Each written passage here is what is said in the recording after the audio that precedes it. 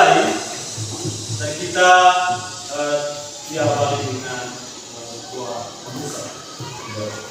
Saya minta satu orang untuk memimpin kita dalam doa.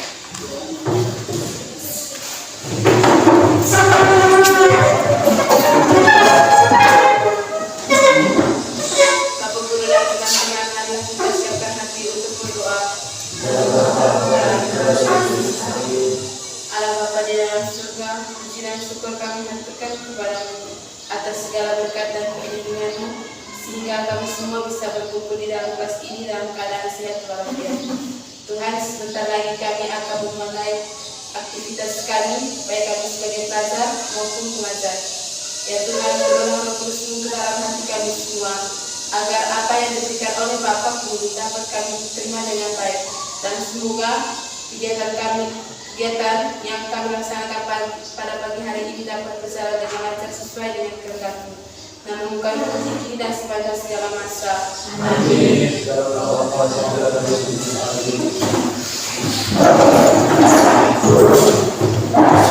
Baik, selamat pagi semuanya. Apa kabar semuanya? Baik. Baik, dan sebelumnya kita melakukan pola sedikit berkaitan dengan sapaan. Kawan. Kalau misalnya saya mengatakan apa kabar semuanya, lalu jawabannya bagaimana? Sekarang kita coba lihat. Kalau misalnya sapaan seperti itu, maka kita toleh ke teman di samping, oleh teman di samping. Jadi seperti ini. Saya luar biasa, kamu luar biasa, kita semua luar biasa. Baik, apa kabar semuanya? Saya luar biasa, kamu luar biasa, kita semua luar biasa.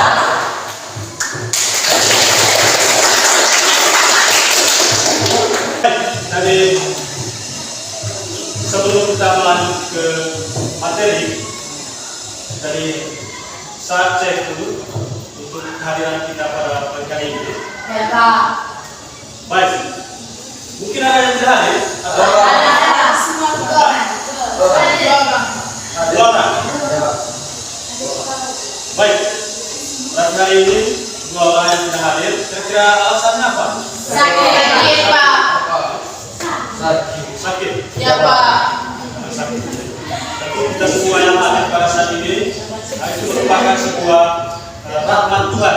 Ya Pak.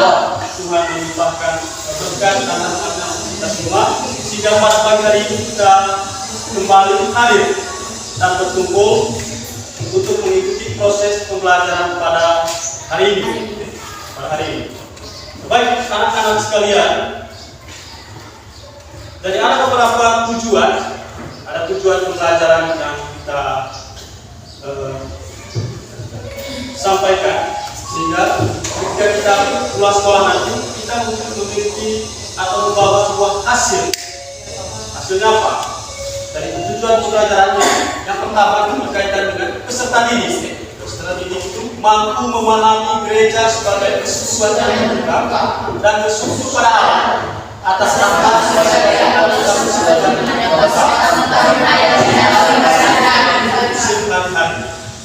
itu tujuan.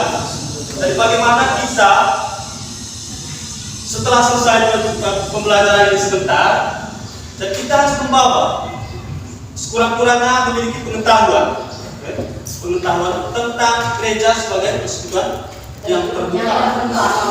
Gereja sebagai persekutuan yang terbuka. Baik, dan ini beberapa dua buah pertanyaan mantik. Artinya pertanyaan ini menunjukkan kepada kita dan kira-kira bagaimana hal-hal yang harus kita lakukan sebentar selama proses pembelajaran ini berlangsung. Sehingga pertanyaannya yang pertama itu, bagaimana gereja sebagai persekutuan yang terbuka dapat mengaruhi hubungan antara individu dalam komunitas gereja. Yang pertama. Kemudian yang kedua, apa arti konkret? Apa arti konkret persekutuan yang terbuka dalam konteks gereja? Dan bagaimana hal itu menciptakan inklusivitas di dalam? Inklusivitas itu artinya apa? Ya, terbuka ya? Terbuka. Itu pertanyaan pemancing yang mengacu supaya kita bisa mengarahkan bagaimana proses pembelajaran ini berlangsung.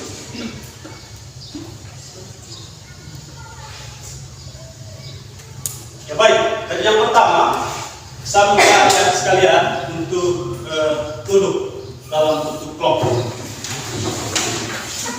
Dalam bentuk kelompok.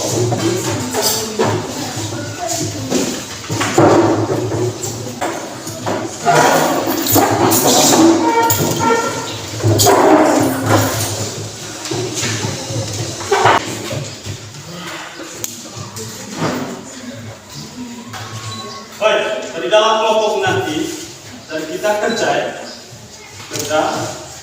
di dalam sebuah lembar lembar kerja tadi ini. Kita kerja nanti sesuai soal. Baik, yang pertama kita amati dulu gambar. Dan ini gambar model gereja umat Allah atau model institusi piramida gereja umat Allah yang memiliki model institusi piramida bentuknya semacam kerucut. Kita amati beberapa gambar ini. Kemudian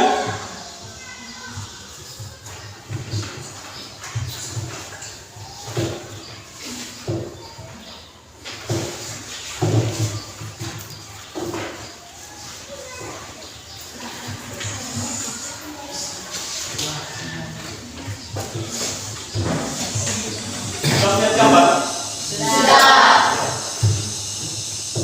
Baik, dari pertanyaannya ada dua.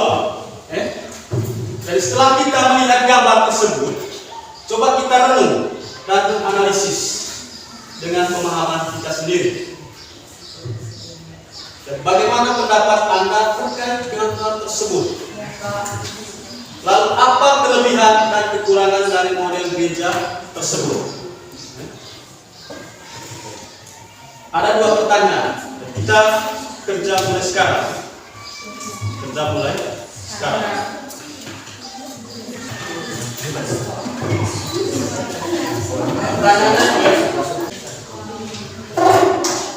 Silakan kerja diskusi mulai sekarang. Usahakan satu orangnya. Kemudian bukan satu orang lagi untuk sebentar.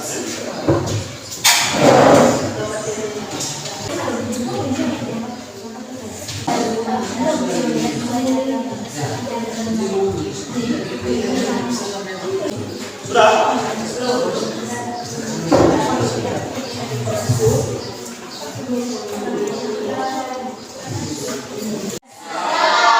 Baik, karena waktunya untuk diskusi sudah habis, mari kita melaksanakan sebuah presentasi dan kita bisa mempresentasikan hasil dari diskusi kita. Nanti diskusi itu satu persatu, maksudnya dari kelompok satu ini mempresentasikan satu nomor, nanti ditanggapi oleh kelompok lain. Siapa? Begitu juga sebaliknya dan seterusnya. Baik, kita mulai dari kelompok satu. Selamat pagi Bapak Guru dan teman-teman. Selamat pagi. Terima kasih atas kesempatan yang telah diberikan kepada kelompok kami. Kami kelompok 1 akan mempresentasikan hasil kerjasama kami. Kepada pembaca saya persilakan untuk membaca hasil. Kami kedudukan para pelayan gereja Katolik berdasarkan tingkatan mereka di dalam gereja Katolik dari tingkatan yang tinggi ke tingkatan yang rendah. Baik, itu jawaban dari kami. Jawaban nomor 1. Jika ada tanggapan atau sanggahan, kami persilakan untuk memberikan tanggapan tersebut. Ya, mungkin ada tanggapan atau penyampaian dari kelompok-kelompok lain berkaitan dengan jawaban dari kelompok satu ini.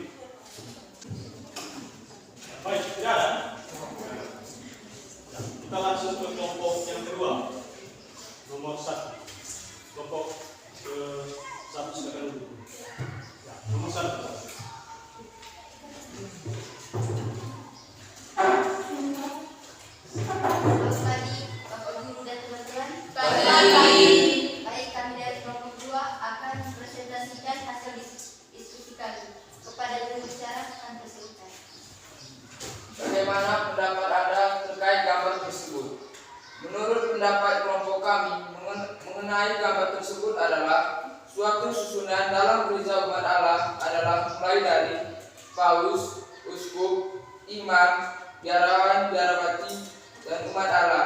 Hanya sekedar urutan yang dipandang dari segi profesi.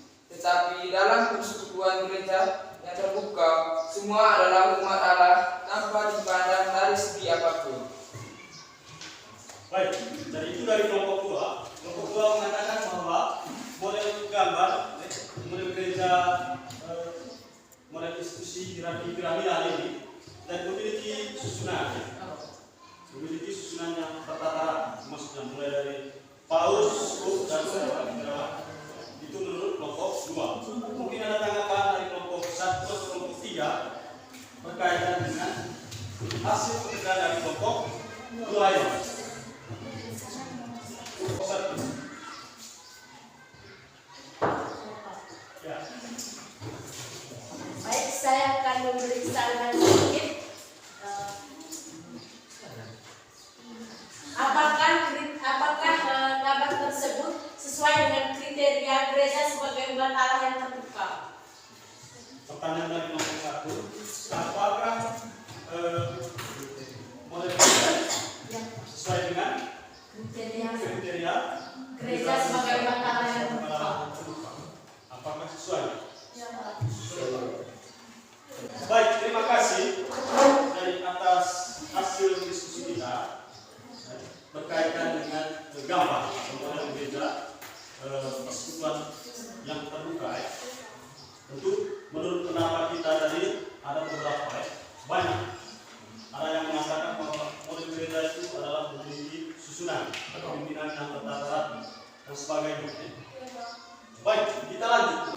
Lalu yang berikut kita lihat gambar ini lagi. Gambar yang kedua. Kita lihat. Ada abang, ada uskup, kemudian di dalam dengan juga ada semuanya ada dalam sebuah lingkaran. Sebagai lingkaran. Dari pertanyaannya sama. Pertanyaannya.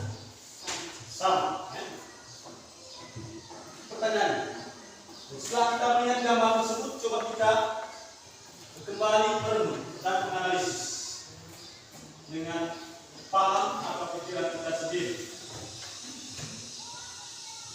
Kita langsung jawab saja ini. Bagaimana pendapat Anda terkait gambar tersebut? Lalu apa kelebihan dan kekurangan dari model gereja tersebut? Dari model gereja yang kedua ini.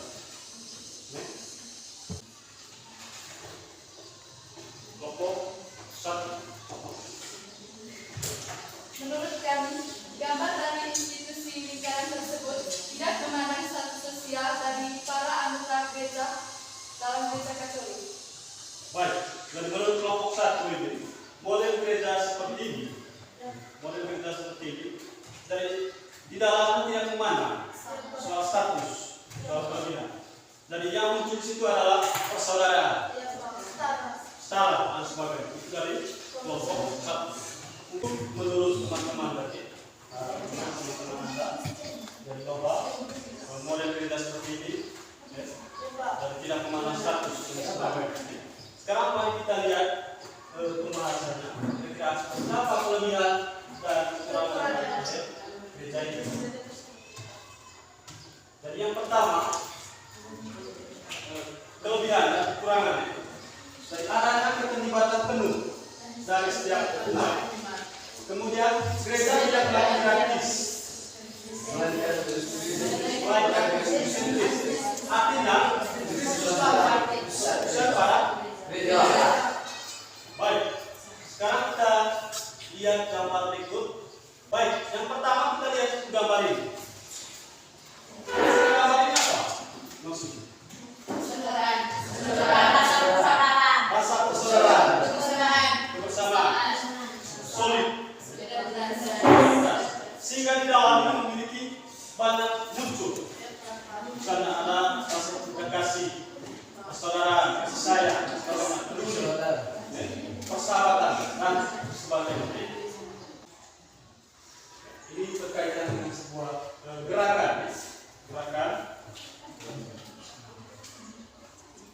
pertama itu apa?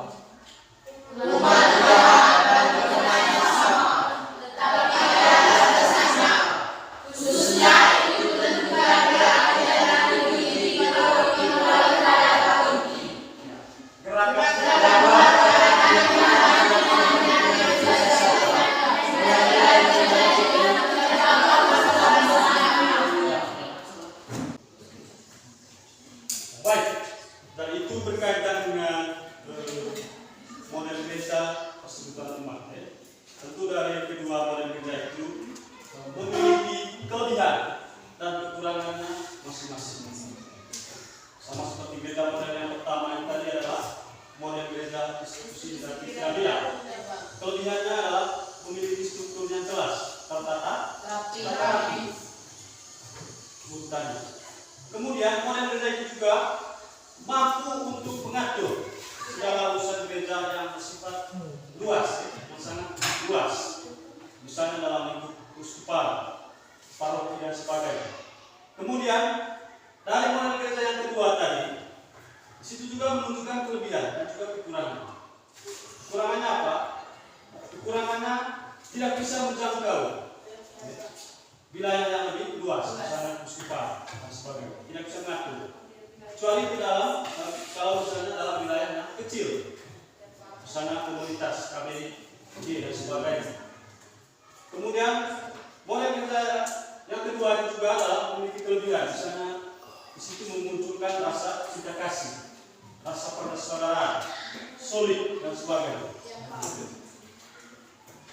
Lalu ini adalah pertanyaan refleksi untuk kita. Apakah saya sudah memahami materi terbuka? Apakah saya sudah bersikap terbuka bagi sesama dan bagi gereja? Jadi ini adalah pertanyaan untuk refleksi bagi kita. Akhirnya kita kembali merenungkan selama proses kegiatan ini berlangsung. Apakah saya sudah selesai?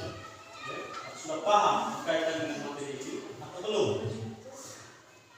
Kemudian, apakah selama ini juga saya sudah mulai bersikap terbuka bagi sesama, juga bagi gereja? Lalu yang berikut, Anda dibuat tugas pekerjaan rumah, buat sebuah laporan kegiatan Anda dari kegiatan yang berhubungan dengan gereja. Ya, Pak. Baik, karena berhubung materi kita yang sudah selesai, waktunya sudah habis, jadi mari kita tutup dengan kita minta satu orang untuk mengangkat kita ke dalam doa. Teman-teman, mari kita menyiapkan doa dalam doa